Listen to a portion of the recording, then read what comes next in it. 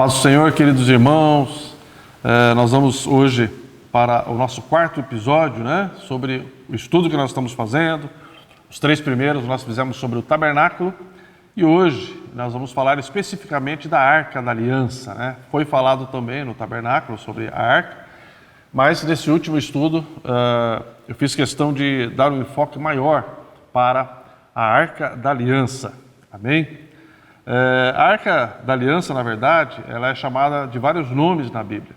Arca da Aliança, Arca do Concerto, Arca do Testemunho, Arca de Ouro, Arca do Senhor, Arca de Deus, São os vários nomes pelos quais ela é chamada na Bíblia, na Palavra de Deus.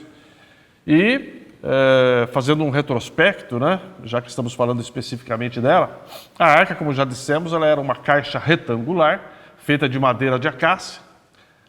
Algumas traduções trazem o cipreste, que também é uma madeira bem semelhante à acácia, no sentido de durabilidade, coisa e tal. E ela media 1,20 por 90 por 90. Ela era recoberta de ouro por dentro e por fora. Era transportada por varais inseridos nas argolas, postas nos 4 cantos inferiores da arca. A tampa da arca era chamada de propiciatório, que é uma peça de ouro puro, com 2 querubins, um de frente para o outro e com as suas asas estendidas, cobrindo praticamente ali a tampa, o propiciatório. Dentro da arca ficavam as 2 tábuas da lei, que Deus deu a Moisés no Monte Sinai, que nós conhecemos como os 10 mandamentos, mais conhecido como 10 mandamentos. E posteriormente também foram acrescentadas dentro da arca um vaso de ouro contendo uma amostra do maná, que Deus mandava lá do céu diariamente para a alimentação dos israelitas enquanto eles estavam peregrinando no deserto, e também a vara de Arão que floresceu, conforme já dissemos, Ora, a arca em si, ela era um lugar de encontro no mais íntimo do santuário, onde o Senhor revelava a sua vontade aos seus servos, Moisés, Arão e posteriormente também a Josué. Nós temos lá o texto de Josué, capítulo 7, versículo 6 em diante.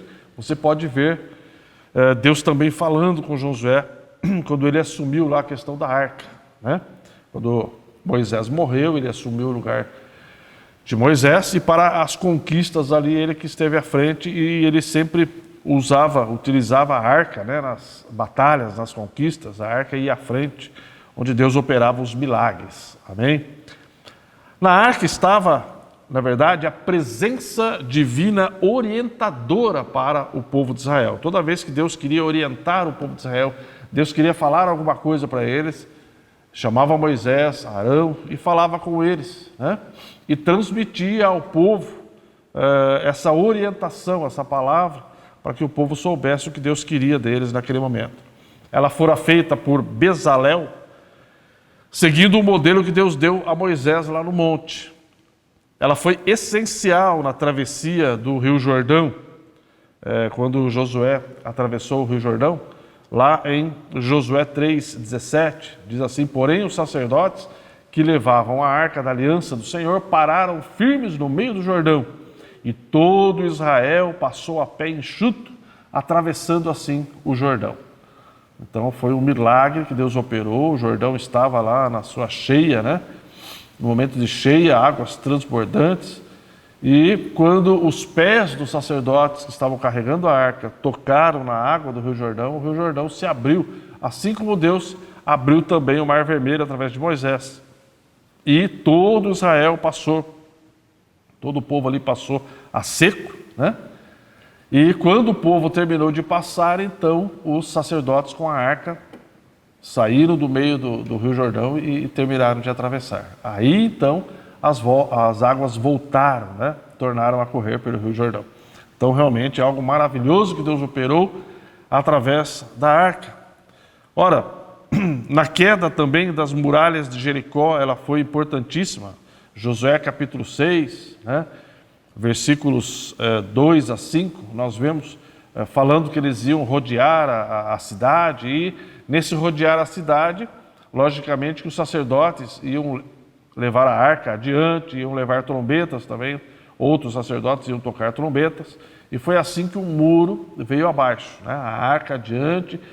Na 7ª vez que eles rodearam a cidade, Deus falou: agora vocês vão tocar a trombeta, vão gritar e os muros vão cair. Então nós vemos a importância aqui da arca também, na queda do muro, daquela fortaleza que eram os muros de Jericó, das muralhas de Jericó, né? Nós vemos a importância também da arca na cerimônia de memorização do pacto, dos 10 mandamentos, lá no Monte Ebal, né? Josué, capítulo 8, também, versículos 30 em diante, nós vemos ali a importância da arca, nesse momento em que foi lido novamente ali a lei, né? Josué leu a lei para que eles memorizassem novamente a lei. Hoje nós temos com facilidade a Bíblia Sagrada, a Palavra de Deus, é fácil nós lermos ela diariamente. Naquela época não era assim, né? Então, de tempos em tempos, Deus pedia que eles lessem os 10 mandamentos, né? As leis que Deus havia instituído. Ora, de Gilgal, nós vemos que ela foi transportada para Betel e depois levada para Siló, no tempo dos juízes. E ali permaneceu até ser capturada pelos filisteus na batalha em Ebenezer, conforme nós encontramos lá em 1 Samuel 4:10, quando eles derrotaram o povo de Israel, né, os filisteus, e roubaram a arca, levaram a arca roubada. Depois nós vamos entender um pouco melhor por que Deus permitiu que isso acontecesse, né? Mas a presença da arca lá entre os filisteus, né, provocou 7 meses de várias pragas. Então, os filisteus a devolveram para Kiriat Jearim, onde ficou por 20 anos. O rei Davi a instalou na casa de Obed-edom por 3 meses e depois numa tenda em Jerusalém, conforme nós encontramos lá em 2 Samuel, capítulo 6, versículos 10 em diante. Amém? Ela foi depositada, por último, né, no templo erguido pelo rei Salomão, em meio a grandes cerimônias. Encontramos essa passagem em 1 Reis, capítulo 8, versículos 1 em diante, de 1 a 6, né? Congregou Salomão os anciãos de Israel, todos os cabeças das tribos, os príncipes das famílias dos israelitas, diante de si em Jerusalém, para fazerem subir a arca da aliança do Senhor da cidade de Davi, que é Sião, para o templo. Vieram todos os anciãos de Israel, os sacerdotes tomaram a arca do Senhor e a levaram para cima com a tenda da congregação. E também os utensílios sagrados que nela havia, os sacerdotes e levitas é que os fizeram subir. O rei Salomão e toda a congregação de Israel que se reunira a ele, estavam todos diante da arca, sacrificando ovelhas e bois, que de tão numerosos não se podia contar. Puseram os sacerdotes a arca da aliança do Senhor no seu lugar no santuário, mais interior do templo, no Santo dos Santos, debaixo das asas dos querubins. Então foi quando a arca, na verdade, descansou, né, das peregrinações. Ali ela ficou por muitos e muitos anos. Ela, na verdade, se perdeu durante a destruição de Jerusalém pelos babilônicos, em 587 a.C.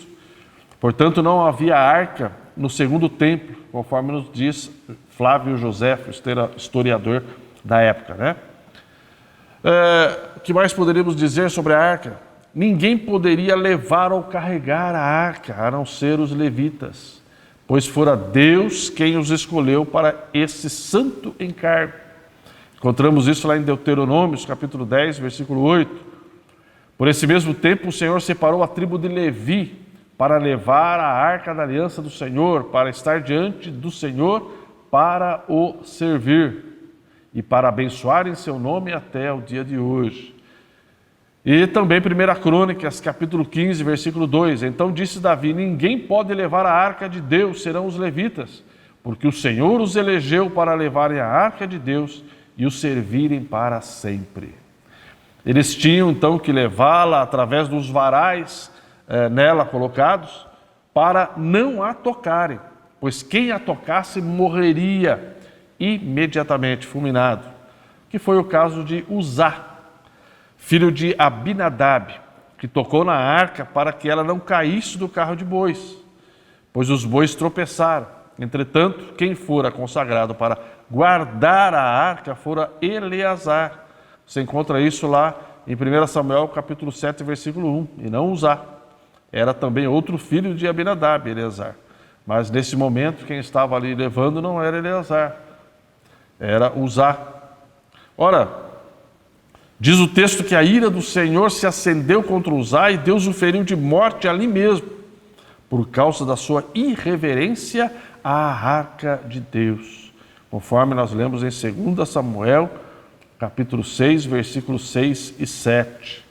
Quando chegaram à eira de Nacon, estendeu Uzá a mão à arca de Deus e a segurou, porque os bois tropeçaram.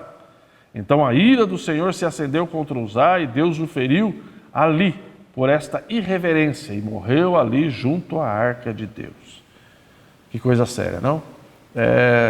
Lendo sobre esse assunto, é interessante, alguns dizem que, na verdade, quem errou aqui foi o rei Davi, que mandou transportá-la através do carro de bois. Ela deveria ser transportada, como sempre foi transportada, através dos varais pelos sacerdotes, né, pelos levitas. E aqui ela foi caída em cima lá do carro de bois e aconteceu tudo isso. Então foi uma lição que Deus deixou também para eles e para nós até hoje.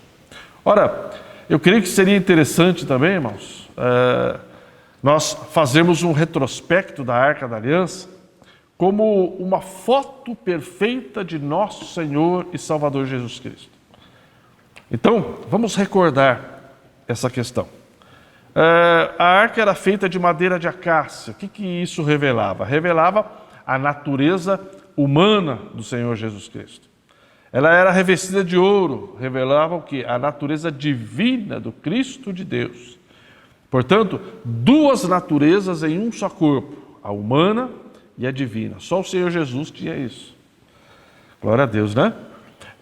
As 4 argolas de ouro, representando que a salvação do Senhor Jesus é extensiva ao mundo todo e aos 4 cantos do mundo, como se costuma dizer. Os varais de madeira de acácia, revestidos de ouro, indicavam que a mensagem da salvação não deveria ficar parada, pois nós devemos estar sempre prontos para levá-la onde Deus nos mandar levar, pois é uma mensagem divina e urgente para os homens na face da terra. Diga aleluia, diga glória a Deus. O propiciatório de ouro puro representava o quê? A misericórdia de Deus para com o homem, pois o Senhor Jesus entrou na presença de Deus Pai, como um sumo sacerdote perfeito, apresentando o seu próprio sangue derramado por nós na cruz para perdão dos nossos pecados. Que maravilha, não? Os 2 querubins de ouro puro, eles são apresentados como guardiões da santidade divina, no trono de Deus, de onde emana toda a autoridade de Deus. Nosso Deus é 3 vezes santo, santo, santo, santo, Deus Pai, o Deus Filho e o Deus Espírito Santo. Que maravilha, não? Glória a Deus por essa verdade maravilhosa. Ora, o testemunho eram as 2 tábuas da lei, os 10 mandamentos que Deus deu. Deus mesmo escreveu, né, com o seu dedo e deu a Moisés lá no Monte Sinai. Lei esta que os homens não conseguiram cumprir. Entretanto, veio o Senhor Jesus Cristo e a cumpriu por nós, pagando assim a dívida que tínhamos com Deus o Pai. Que maravilha, não? Portanto, veja, na Arca da Aliança, tudo representava o Senhor Jesus Cristo e a sua obra salvadora e redentora por cada um de nós. Diga glória a Deus, diga aleluia, louvado seja o nome do Senhor por esta verdade maravilhosa. Glória a Deus. Quando nós entendemos isso, nós valorizamos mais a palavra do Senhor nosso Deus.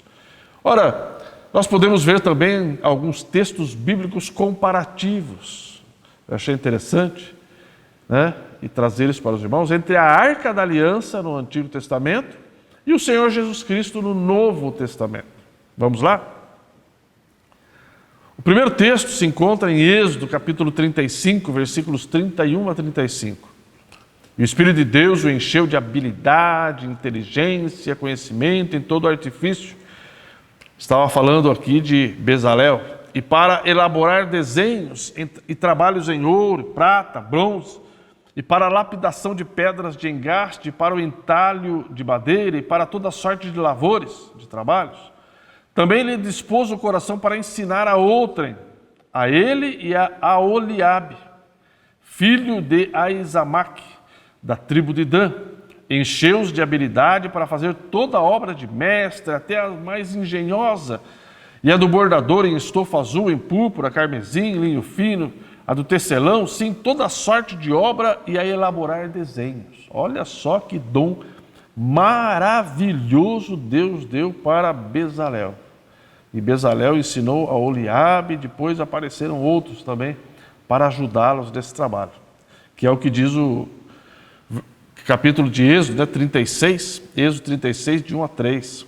Assim trabalharam Bezalel, Aholiabe, todo homem hábil, a quem o Senhor dera habilidade, inteligência para saberem fazer toda a obra para o serviço do santuário, segundo tudo o que o Senhor havia ordenado.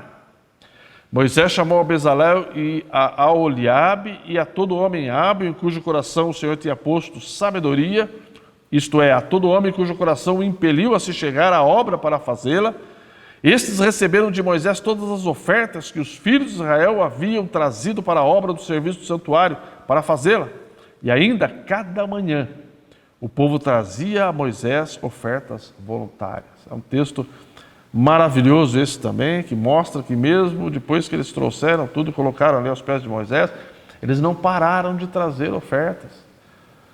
Continuaram trazendo, até que chegou o momento que tiveram que parar, né? Porque já e sobejava. Vamos para o texto agora do Novo Testamento. Esses dois textos falam então da arca, né? Da habilidade, da sabedoria, da inteligência, do conhecimento que Deus deu para este homem construir todo o tabernáculo e a arca. Agora nós vamos ao texto de Mateus capítulo 1, versículo 20. Enquanto ponderava nestas coisas, eis que lhe apareceu em sonho o anjo do Senhor dizendo: José, filho de Davi, não temas receber Maria, tua mulher, porque o que nela foi gerado é do Espírito Santo. Então veja que lá no texto de Êxodo 35, ele já diz no início, e o Espírito de Deus o encheu de habilidade. E aqui nós vemos que Jesus foi gerado pelo Espírito Santo, né? No Êxodo 36 diz, a todo homem hábil a quem o Senhor dera habilidade, também através do seu Santo Espírito. Lucas 1,35, respondeu-lhe o anjo: descerá sobre ti o Espírito Santo, e o poder do Altíssimo te envolverá com a sua sombra, por isso também o ente santo que há de nascer será chamado Filho de Deus, tudo pela ação do Espírito Santo. Lucas 2,52, e crescia Jesus em sabedoria, estatura e graça diante de Deus e dos homens. Então veja, um paralelo aqui entre o Antigo e o Novo Testamento, entre a arca e o Senhor Jesus. Foi por uma ação e capacitação do Espírito Santo de Deus que tudo aconteceu, dando sabedoria, habilidade, inteligência e graça a Bezalel, a Aholiabe e a outros homens que se colocaram junto dele ali para construir a arca e o santuário, que representava ao Senhor Jesus Cristo, né? E toda a obra perfeita que ele iria fazer e fez para nos salvar, o Senhor Jesus. Tudo na ação do Espírito Santo de Deus. Que maravilha! Vamos para um outro paralelo. Êxodo 30, versículo 26. Com ele ungirás a tenda da congregação e a arca do testemunho. Lucas 4, 18. O Espírito do Senhor está sobre mim, o próprio Senhor Jesus falando, pelo que me ungiu para evangelizar os pobres, enviou-me para proclamar libertação aos cautivos e restauração da vista aos cegos, para pôr em liberdade os oprimidos. Atos 10, 38. Como Deus ungiu a Jesus de Nazaré com o Espírito Santo e com poder, o qual andou por toda parte fazendo o bem, curando a todos os oprimidos do diabo, porque Deus era com ele. Então veja, a unção na arca e a unção sobre o Senhor Jesus Cristo. A unção sobre a arca da aliança e também sobre todos os objetos e móveis do tabernáculo, que também representava a obra do Senhor Jesus, representava a unção com o Espírito Santo sobre o próprio Senhor Jesus Cristo. Que maravilha! Vamos para um outro paralelo. 1 Samuel capítulo 6. Estes chamaram os sacerdotes, adivinhadores, e disseram: que faremos da arca do Senhor? Os filisteus, né? Fazendo saber como a devolveremos para o seu lugar. Que faremos? Lucas capítulo 6, agora falando do Senhor Jesus, versículo 11. Mas eles se encheram de furor e discutiram entre si quanto ao que fariam com Jesus. A mesma pergunta que fora feita a respeito da arca da aliança pelos filisteus, também fora feita a respeito do Senhor Jesus Cristo pelos escribas e fariseus. Que faremos? Que faremos? Foi a pergunta. Que maravilha, né? O antigo, o novo, a arca e o Senhor Jesus. Vamos para mais um paralelo. 2 Samuel, capítulo 6, versículos 12 a 15. Então avisaram a Davi, dizendo: o Senhor abençoou a casa de Obed-edom e tudo quanto tem, por amor da arca de Deus. Foi, pois, Davi, e com alegria fez subir a arca de Deus da casa de Obed-edom à cidade de Davi, Jerusalém. Sucedeu que quando os que levavam a arca do Senhor tinham dado 6 passos, sacrificava ele bois e carneiros cevados. Davi dançava com todas as suas forças diante do Senhor e estava cingido de uma estola sacerdotal de linho. Assim Davi, com todo Israel, fez subir a arca do Senhor, com júbilo e ao som de trombetas. A festa que eles fizeram com a chegada da arca, com a entrada da arca na cidade de Jerusalém, que Davi fez, e todo o povo. Agora veja, com o Senhor Jesus Cristo, Mateus 21, 8 e 9. E a maior parte da multidão estendeu as suas vestes pelo caminho, e outros cortavam ramos de árvores, espalhando-os pela estrada. E as multidões, tanto as que precediam como as que seguiam, clamavam: Hosana ao filho de Davi, bendito que vem em nome do Senhor, Hosana nas maiores alturas. Qual o paralelo que nós encontramos aqui?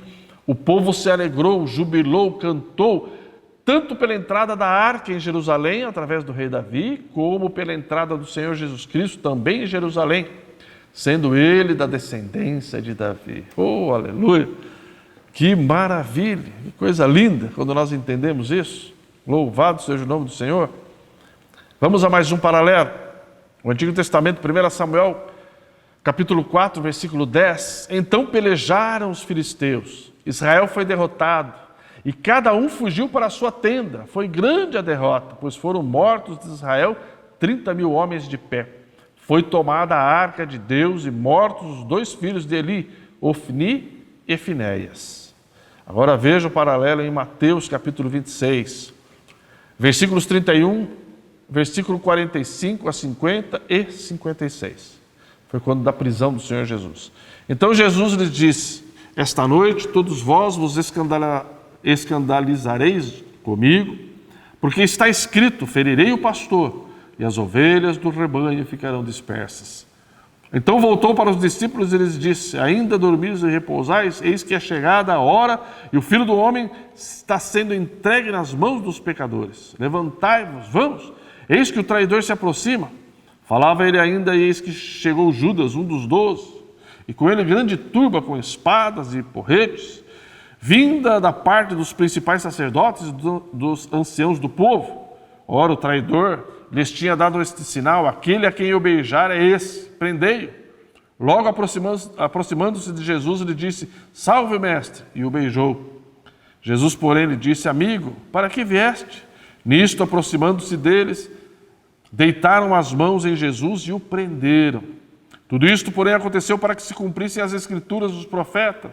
Então os discípulos, todos deixando-o, fugiram. Que maravilha! A mesma coisa que aconteceu com a arca, aconteceu com o Senhor Jesus Cristo. Mais uma prova de que a arca representava a pessoa do Senhor Jesus Cristo. Todos fugiram, tanto os israelitas quando roubaram a arca, quanto os discípulos do Senhor Jesus quando ele foi preso. Poderíamos dizer que ele foi roubado do convívio dos seus discípulos. Louvado seja o nome do Senhor. Sexto paralelo. No Antigo Testamento, 1 Samuel 6, versículos 7 a 8. Agora, pois, fazei um carro novo. Tomai 2 vacas com crias, sobre as quais não se pôs ainda jugo. Atai-as ao carro, seus bezerros, levá-los-eis para casa. Então tomai a arca do Senhor, ponde-a sobre o carro, metei-o num cofre ao seu lado, as figuras de ouro que lhe haveis de entregar como oferta pela culpa, e deixai-a ir. Marcos 11, versículo 2, agora no Novo Testamento. E disse-lhes: ide à aldeia que está aí diante de vós, e logo ao entrar achareis preso um jumentinho, o qual ainda ninguém montou. Desprendei-o e trazei-o. Tanto a arca da aliança foi colocada num carro de boi novo, em cujas vacas nunca se tinha colocado jugo, como também o Senhor Jesus Cristo montou num jumentinho, sobre o qual nunca ninguém ainda havia montado. Que maravilha! Sétimo paralelo. Êxodo 25. Ali virei a ti e de cima do propiciatório, do meio dos 2 querubins, que estão sobre a arca do testemunho, falarei contigo acerca de tudo que eu te ordenar para os filhos de Israel. Números capítulo 7. Quando entrava Moisés na tenda da congregação para falar com o Senhor, então ouvia a voz que lhe falava de cima do propiciatório, que está sobre a arca do testemunho entre os 2 querubins. Assim lhe falava. Agora no Novo Testamento, Marcos capítulo 9, versículo 7. A seguir, veio uma nuvem que os envolveu e dela uma voz dizia: este é o meu filho amado, a ele eu ouvi. Que maravilha! Qual o paralelo? Deus falava com Moisés de cima do propiciatório, que era a tampa da arca. E isso, estando a nuvem de glória sobre o tabernáculo. Assim também Deus falou com 3 dos discípulos de cima de uma nuvem no monte da transfiguração. O Senhor Jesus ali era a própria arca com o propiciatório. Diga aleluia, diga glória a Deus. Que maravilha! Vamos para o 8º paralelo. Esse 8º paralelo são textos semelhantes, né? Êxodo 40, versículos 34 a 38 e Marcos 9, de 2 a 7. São muito parecidos com esses anteriores que nós lemos, onde vemos a nuvem encobrindo o tabernáculo e a glória do Senhor enchendo o tabernáculo. E também, no Monte da Transfiguração, a glória de Deus encobriu os discípulos, quando eles viram o Senhor Jesus transfigurado. E ali também uma nuvem sobre eles, da qual falou Deus com eles. Que maravilha, né? Então, vários textos comprovando a mesma coisa. O 9º paralelo, 2 Samuel, capítulo 6, versículos 20 a 23. Voltando Davi para abençoar a sua casa, Mical, filha de Saul, que era a mulher de Davi, saiu a encontrar-se com ele. Ele disse: que bela figura fez o rei de Israel, descobrindo-se hoje aos olhos das servas de seus servos. Como sem pejo se descobre um vadio qualquer. Mical, versículo 23, filha de Saul, não teve filhos até o dia da sua morte. Ela falou mal de Davi, daquilo que Davi tinha feito, quando da entrada da arca em Jerusalém, a alegria que tomou conta do rei Davi. E por isso Deus a puniu. Não ter filhos naquela época era a coisa mais terrível que uma mulher podia ter, né? Ser estéril. Era como se fosse uma maldição. 1 Crônicas 15, 29. Ao entrar a arca da aliança do Senhor na cidade de Davi, Mical, filha de Saul, estava olhando pela janela e vendo ao rei Davi dançando e folgando, o desprezou no seu coração. Então são 2 textos paralelos aí, né? Contando a mesma verdade e alguns detalhes diferentes um do outro, mas falando a mesma coisa. Agora no Novo Testamento, em relação ao Senhor Jesus Cristo. Lucas capítulo 19, versículo 41. Quando ia chegando, vendo a cidade, chorou e dizia: ah, se conheceras por ti mesmo, ainda hoje, o que é devido à paz.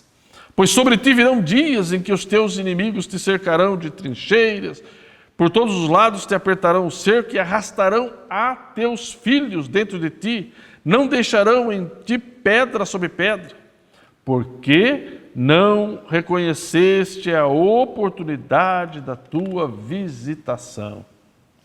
Aqui nós vemos o que? O castigo divino que veio sobre Mical, que desprezou a arca e aquilo que Davi fez, a festa que ele fez pela arca, e também sobre aqueles que desprezaram a presença do Senhor Jesus Cristo no meio deles, não souberam valorizar a sua presença ali, né? E depois veio o castigo ali da destruição deles. Isso no ano 70 também aconteceu, né? Ora, vamos para o último paralelo. 1 Samuel capítulo 5, versículos 1 a 4. Os filisteus tomaram a arca de Deus e a levaram de Ebenezer a Asdod. Tomaram os filisteus a arca de Deus e a meteram na casa de Dagom, junto a este. Levantando-se, porém, de madrugada os de Asdod no dia seguinte, eis que estava caído Dagom, com o rosto em terra, diante da arca do Senhor. Tomaram-no e tornaram a pô-lo no seu lugar. Levantando-se de madrugada no dia seguinte pela manhã, eis que Dagom jazia caído de braços diante da arca do Senhor. A cabeça de Dagom e as duas mãos estavam cortadas sobre o limiar. Isso, no caso, nós estamos vendo a maldição, né? Que veio ali para eles porque eles levaram a arca. Alguma consequência haveria. O Deus deles teve que se curvar diante da arca. 2 Samuel 6,11, ficou a arca do Senhor em casa de Obed-edom, geteu, 3 meses, e o Senhor o abençoou e a toda a sua casa. Foi depois então que eles devolveram a arca, os filisteus devolveram a arca. Ela ficou ali na casa de Obed-edom, e Deus abençoou, porque estava num lugar, né, entre o povo de Deus. 2 Coríntios 2, versículos 15 e 16, porque nós somos para com Deus o bom perfume de Cristo, tanto para os que são salvos, como nos que se perdem. Para com estes, cheiro de morte para a morte, para com aqueles, aroma de vida para a vida. E o último texto, Mateus 25, versículos 32, 33, 34, 41 e 46. E todas as nações serão reunidas em sua presença, e ele separará uns dos outros, como o pastor separa dos cabritos as ovelhas. E porá as ovelhas à sua direita, mas os cabritos à esquerda. Então dirá o rei aos que estiverem à sua direita: vinde, benditos de meu Pai, entrai na posse do reino que vos está preparado desde a fundação do mundo. Então o rei dirá também aos que estiverem à sua esquerda: apartai-vos de mim, malditos, para o fogo eterno, preparado para o diabo e seus anjos. E irão estes para o castigo eterno, porém os justos para a vitória eterna. Então veja, a arca da aliança, ela trazia bênção para o povo de Deus e maldição para os inimigos do seu povo. Assim também foi com o Senhor Jesus. Os seus servos foram abençoados e vão herdar a vida eterna com ele nos céus de glória. Já aqueles que não são seus irão para o castigo eterno, a maldição eterna, junto com o diabo e seus anjos. Que maravilha, né? Esses paralelos. Eu fiquei encantado com eles. Ora, vamos para a conclusão, então, desse estudo. Eu achei ele muito lindo. E muito lindas essas comparações entre a arca e o Senhor Jesus Cristo. Vamos agora para as considerações finais desse lindo e maravilhoso estudo. É interessante observarmos o ponto-chave de tudo isso. Então vejamos. Assim como a arca da aliança era o ponto central da vida do povo de Israel, e as tribos acampavam-se ao redor dela, assim também o Senhor Jesus é hoje o ponto central da vida do povo de Deus, da sua igreja. Conforme nós lemos em Mateus, capítulo 18, versículo 20. Porque onde estiverem 2 ou 3 reunidos em meu nome, ali estou no meio deles. Que maravilha, glória a Deus! Ora, a questão do povo de Israel peregrinar pelo deserto, transportando a arca da aliança até chegar ao lugar de descanso permanente, no caso, o Templo de Jerusalém, era também um símbolo maravilhoso da igreja de nosso Senhor Jesus Cristo, que é peregrina neste mundo até chegar a Canaã celestial, a nova Jerusalém, para descanso eterno. Oh, que maravilha!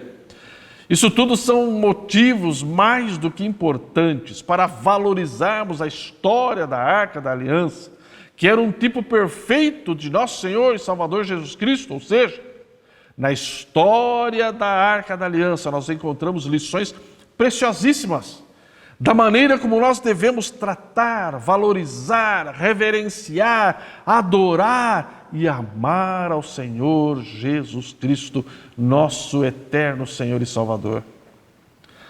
Na verdade, é nosso o privilégio em sabermos que a realidade, a essência da arca é o Senhor Jesus Cristo. Conforme nós lemos em Colossenses capítulo 2, versículo 17, porque tudo isso tem sido sombra das coisas que haviam de vir. A arca era uma sombra do Senhor Jesus Cristo. Que maravilha! Portanto, que em nossos corações, em nossa alma, em nosso espírito, esteja sempre o desejo de honrar, de glorificar, de adorar ao Senhor Jesus Cristo, assim também como fizeram ali o rei Davi, seu filho rei Salomão, com a Arca da Aliança, que era um tipo perfeito da pessoa do Senhor Jesus Cristo. Você pode dizer aleluia comigo? Pode dizer glória a Deus? Então diga aleluia, glória a Deus, louvado seja o nome do Senhor nosso Deus. Eu quero terminar então este estudo, esta série de estudos que fizemos sobre o tabernáculo, sobre a Arca da Aliança, fazendo uma oração e abençoando você e a sua família. Coloque a tua vida diante de Deus, coloque os teus problemas diante de Deus, eu vou interceder por você e pedir que Deus te abençoe em nome do Senhor Jesus. Pai querido, Deus amado, nós te louvamos por estes 4 estudos que fizemos do tabernáculo, da Arca, da Aliança. Eu sei que é de grande bênção para o teu povo, Senhor, se alimentar da tua palavra, da tua unção, da tua virtude e verificar, Senhor, a maravilha do Senhor Jesus Cristo revelado já no Antigo Testamento, com detalhes, com pormenores maravilhosos. Agora eu apresento este teu povo, Senhor, diante de ti, que está assistindo, que está acompanhando esse estudo, Senhor, que o Senhor os abençoe poderosamente, aqueles que estão colocando diante de ti seus problemas familiares, qualquer tipo de problema, Senhor, estende a tua mão e abençoa. E aqueles que não são do Senhor Jesus ainda, Senhor, salva também agora, que eles possam colocar as suas vidas e dizer, Jesus, entra na minha vida, Jesus, escreve meu nome aí no teu livro, no céu, no livro da vida. Faça isso, Senhor, para a glória do teu nome. Nós oramos agradecidos por tudo que o Senhor tem feito por nós e oramos em nome do Senhor Jesus. Amém, amém e amém. Que Deus abençoe a todos em nome do Senhor Jesus.